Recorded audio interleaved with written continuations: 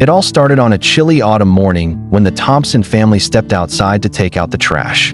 As Mr. Thompson lifted the lid of the bin, a faint rustling sound emerged from within. Curious, he peered inside and gasped.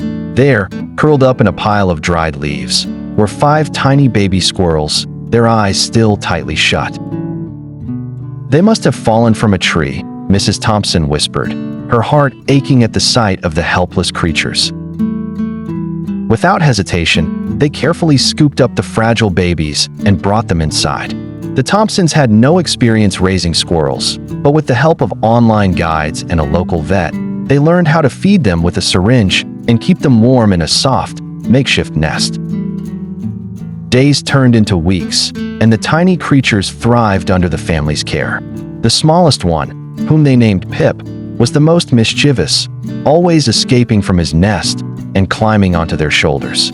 The others, Nutty, Acorn, Maple, and Rusty, were just as lively, filling the house with their endless energy.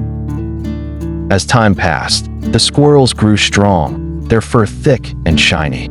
They no longer needed round-the-clock feeding, and their instincts to climb and leap became sharper.